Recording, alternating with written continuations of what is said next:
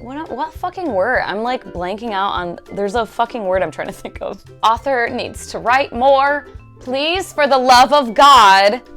Oh my God, oh my God, oh my God.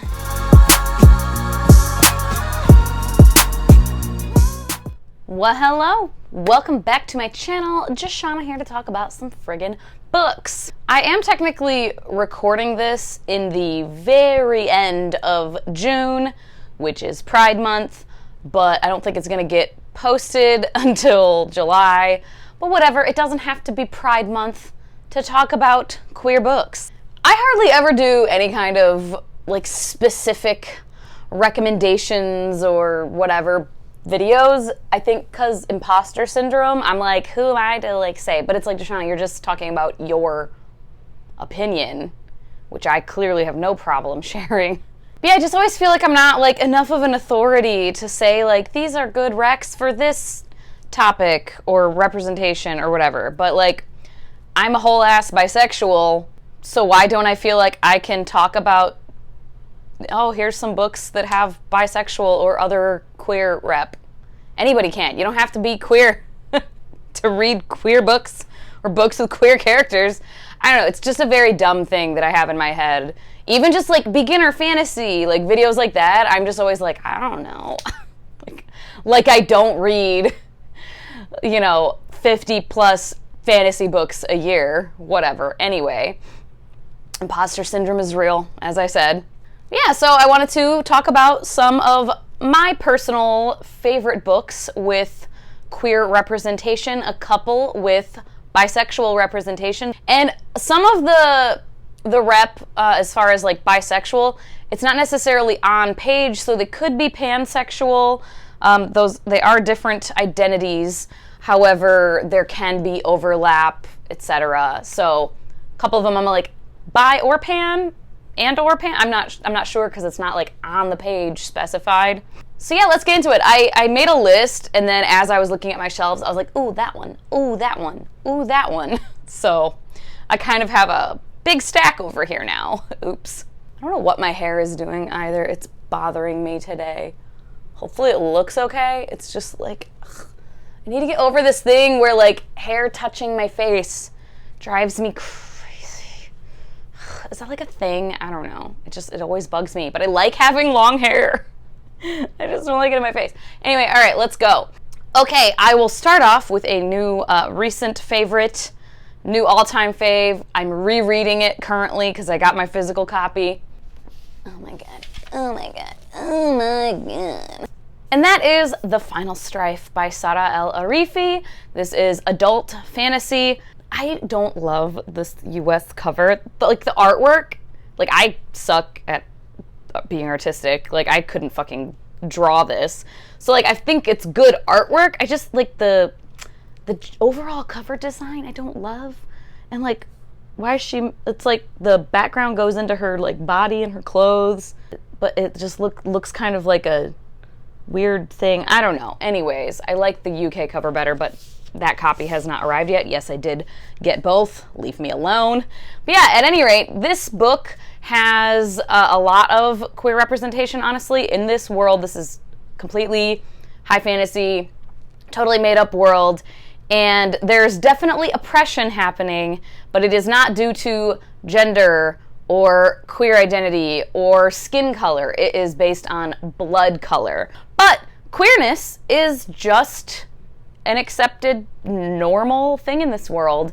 We have 3 main characters that we get POVs from throughout, and one of them is a trans woman and the other 2 are cisgendered women, and they have a sapphic thing going on, a little romantic interest happening.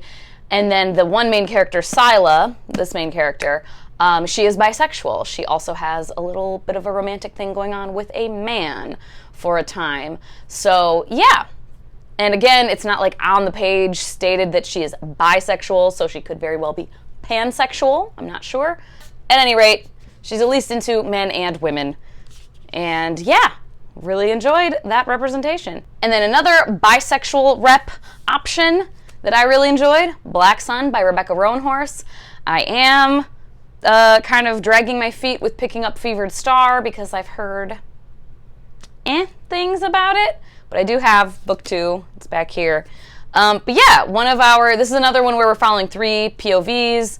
And one of them is Shiala, who is a bisexual mermaid type being. And this is another adult high fantasy. Yeah, I really liked Shiala as a character. And if I remember correctly, it's been a minute since I read it, but if I remember correctly, there was like a conversation was had with her and another character talking about the fact that she likes men and women. So it's like on the page, acknowledged, discussed that she is bisexual. And then, funnily, as I was making my list, I was like, I feel like I'm forgetting some books that like I know I've read. So I was also looking online for like adult fantasy books with, you know, queer rep, bisexual rep, and I came across one list that had this book and I was like, oh yeah, like I didn't even think of it because it's such a subtle, just normalized thing in this world, and kind of every character, at least in this one kingdom, the main like place we are, like kind of everybody is like pansexual, bisexual, etc. And that is the Phaedra's trilogy, starting with Cushiels Dart by Jacqueline Carey. This is a little bit older, very much adult, high fantasy. We have our main character, Phaedra, who is a courtesan in this world, and in this kingdom, their whole thing is love as thou wilt. And they just like love and sex and beauty and romance and just whatever is like a holy thing. And Phaedra is an anguisette, where basically she experiences pleasure with pain. But at any rate, yeah, basically everybody in this kingdom just sleeps with whoever. Love as thou wilt. Like, it's not a thing if you sleep with the same gender. Like, they don't care. It's just, like, she has plenty of patrons who pay to have sex with her that are women, couples, like, whatever. So, yeah, it's just a very, like, normalized thing, at least in this kingdom. Okay, I think those are the only ones that I have read and own and could remember that specifically have bi or pan representation. So, there's that. Now let's move into some other ones. I could not do a video like this without talking about this book. I recognize that there's controversy, and however you feel about it is valid. But when I read this book, I loved it. It was one of my favorites of all time. It's so wholesome and precious, and you probably know where I'm going with this. House in the Cerulean Sea by T.J. Klune. This has a male-male romance, which is not the focal point by any means. It's very wholesome. So this is a series where queerness is not exactly like a 2 thumbs up thing in this world. It's much more similar to our world, but I would say like maybe in like the late 90s, early 2000s kind of time period, where it was still like a thing to come out and be gay, which it is still now as well, certainly depending on where you live, your family, etc. But where like as a whole in society, it's much more accepted now versus like in the 90s and things. That's kind of how it is in this world, where it's not exactly the best according to society. So it's still kind of like, ooh, are you or are you not? Are you going to come out? Are you going to tell people? Like, what is this going to look like for the family? Blah, blah, blah. And that is The Greenbone Saga by Fonda Lee. And it's Andon, who I think everybody loves, who reads this series. He is so precious. He is a cousin to the Call family, which is the main family. He is a Call, but yeah, he's a cousin versus one of the siblings. And in the second book, in Jade War, we are following him a lot more and seeing him kind of discovering his sexuality, accepting his sexuality, and experiencing romance with another boy. So there is definitely on-page representation. Like I said, it's just, this isn't a world where it's like, hey, it's cool if you're gay. It's a little like, ooh, I don't know. So there's some of that involved, just as a heads up. But yeah, I really, really love Andon. And I love this series, obviously. One that I do not have, but I keep wanting to buy it. I'm looking over here because I own a different one of their books, A Snake Falls to Earth. Darcy Little Badger's Alotsoe, which I read a couple years ago now, I think, and was very surprised by it. It is young adult. It's definitely fantasy, and our main character is Lipon Apache, and also is asexual. So that was very cool. It's very, like, subtle, and I cannot remember if, like, the word asexual was used, and I can't even remember if a full, like, dedicated conversation happened about, like, how she feels. But it's mentioned enough times where I was like, wait a minute, pretty sure she's asexual. And I think I've seen interviews and stuff with Darcy Little Badger where they've stated, yes, indeed, this main character is asexual. This is a new favorite as well, and it is a historical reimagining. It is a Little Women remix, So Many Beginnings by Bethany C. Morrow. And I chose this one for, again, asexual representation. Again, though, in this, it's definitely not on the page. I mean, this is historical, set like right after the Civil War has ended. And it's there. I don't know that there was like terminology for it back then, but it's pretty clear that this character is ace on some level.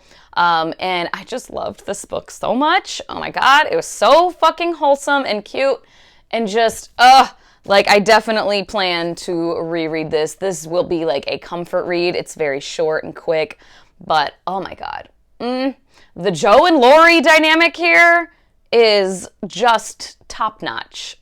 Did I give it 5 stars? I think I did. 4.75, because I did have some pacing issues, but yeah. This is from a trilogy that I kind of need to reread because it's been a minute. It's alternate history, so like you could say it's fantasy because it's not real, but it's just set in like an alternate version of our world, and it's like alternate history of like inspired by Nazi Germany stuff. There's lots of spy, subterfuge things happening. And that is the Amberlow Dossier, with the first book being Amberlow by Laura Elena Donnelly. But yeah, we have a queer relationship focused on in this series, I would say. 2 characters who are kind of on opposite ends of this, I don't know, what am I trying, like, not a fight, but kind of, whatever, on opposite ends of, what fucking word? I'm like blanking out on, there's a fucking word I'm trying to think of. Oh my God, I can't. My brain is empty. At any rate, I remember enjoying this series. I didn't like love it the first time I read it. Yeah, I wrote, I was so confused, but I liked the characters. I definitely want to try it out again.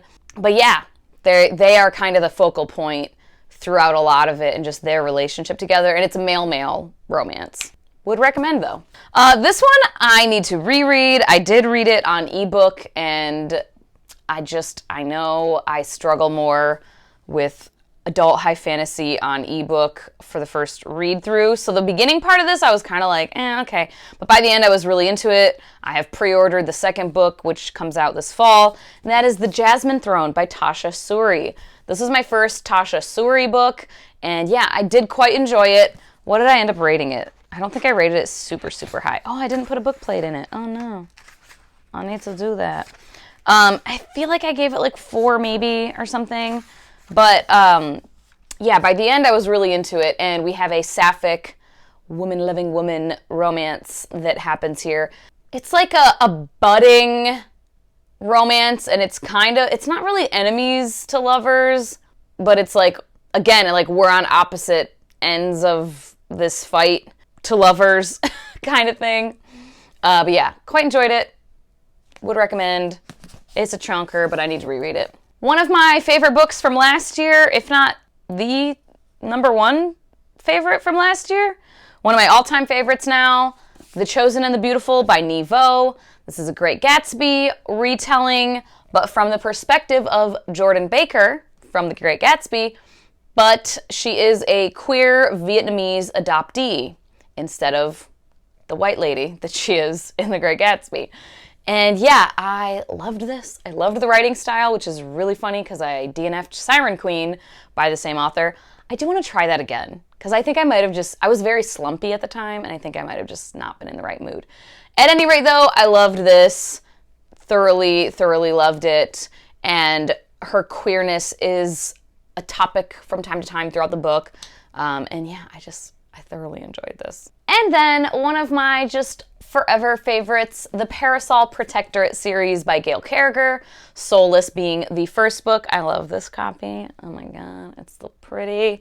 Our main character is not queer, but we do have side characters here. We have a gay vampire who is very flamboyant and fabulous and glamorous and just the most fun. And then we also do have a side character who is a woman who it's been a minute since I read this, and I don't think it's ever like on page. This is historical, Victorian, paranormal, fantasy, steampunk, like it's all the things, romance. So yeah, it's set in like the Victorian era, and I don't think it's like on the page. And I'm trying to remember now. It's Madame What's-Her-Face, who I'm pretty sure she's a lesbian, and it's like either she straight up is stated to be or it's like alluded to. And also I could see, and again, I can't remember, it's been a minute, if it's like more specified on page in the series, but she's very much described in a way where I would be like, oh yeah, that makes sense if she actually was non-binary.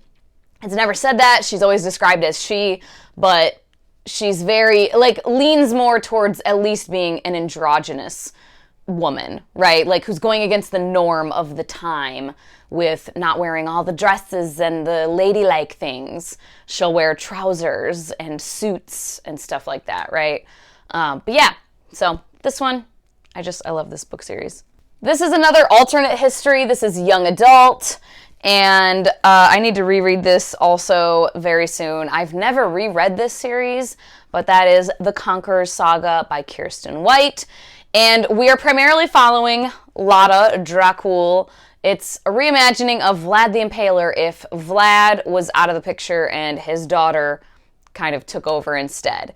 And we have Lotta and then her brother Radu. And Radu is gay and the most precious cinnamon roll. Oh my good God. So sweet. And a fair amount of the plot, like, Radu is heavily involved with. Like, he plays a very big role. He's not, like, the main character necessarily, but he's, like, a high secondary character. And like I said, he plays a huge part in this. This is definitely a world where being gay is not cool, according to society at the time. But yeah, Radu just needs to be protected at all costs. I love him so much. And one of my favorite books of all time, and this author needs to write more, please, for the love of God, and that is I'll Give You the Sun by Jandy Nelson.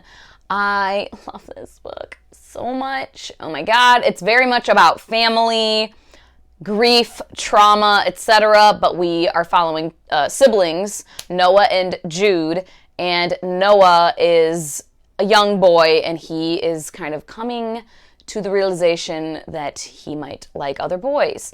So it's kind of a coming of age. It's definitely young adult contemporary.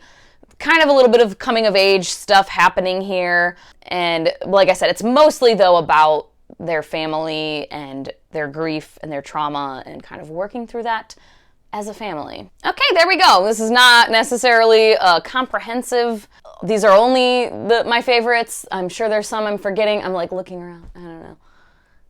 Sure, there's some I'm forgetting. Probably some like Cushiels Dart where I'm like, oh yeah, that has queer rep in it. And I just like, it went out of my fucking brain. Like, comment, and subscribe if you feel so inclined and you haven't already. And if you just want to make your presence known, you can leave a little emoji to say hello. As always, thank you so much for your time. Hope you all have a wonderful day, and I will talk to you later. Bye-bye.